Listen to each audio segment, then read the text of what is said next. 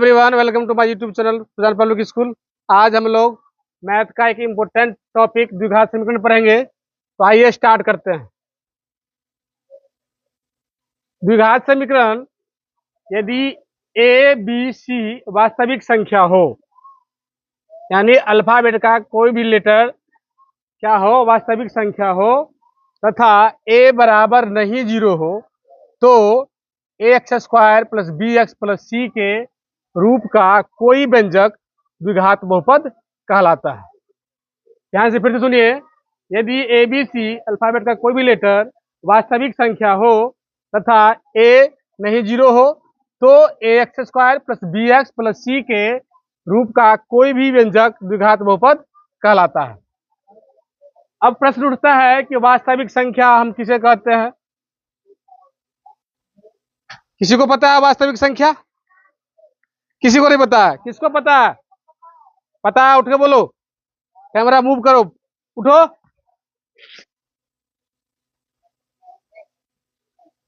चलो बोलो, वास्तविक संख्या बोलो।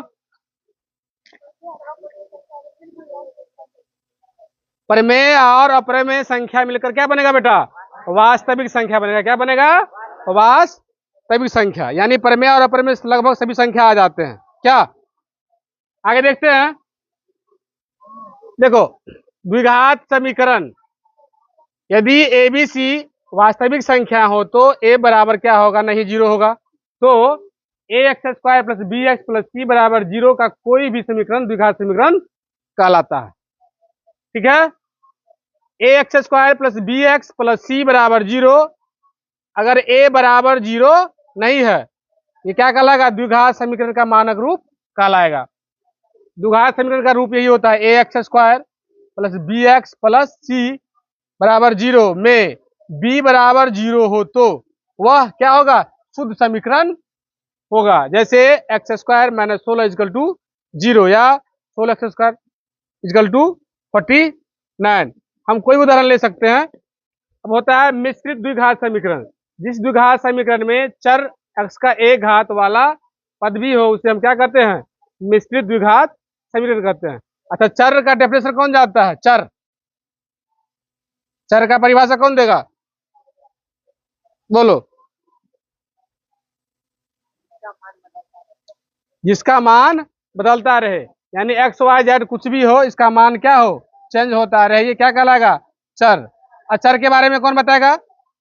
अचर बोलो।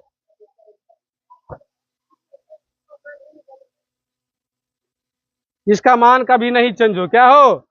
जैसे 1 2 3 ये जो संख्या आता है, ये कभी चेंज नहीं होता, इसको क्या बोलते हैं? अचर। क्या बोलते हैं? ठीक है।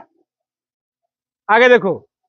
अब द्विघात समीकरण व्यापक रूप हम बार बार पढ़ लिए हैं। क्या होता है? A x square plus b x plus c equal to zero, जहां ए और बी कभी जीरो नहीं होना चाहिए।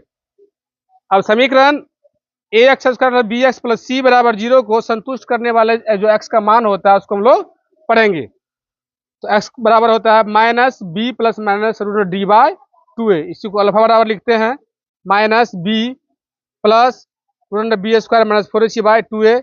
बीटा का मान होता है minus b minus root b square minus 4ac by 2a।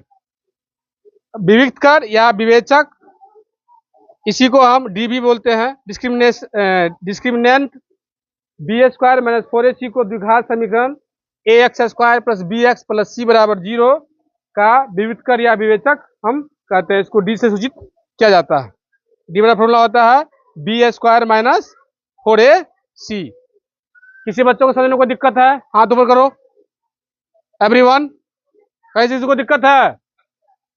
अब वास्तविक संख्या में देखो, वास्तविक जो संख्या है, इससे पहले जो भी संख्या होता है वो तुमको आना चाहिए। क्या?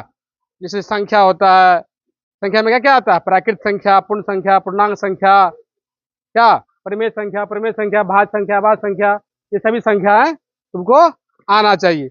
उसी के अंतर्गत ये सभी आ जाता है वास्तविक संख्या। यानी वास्तविक संख्या किसको कहते हैं?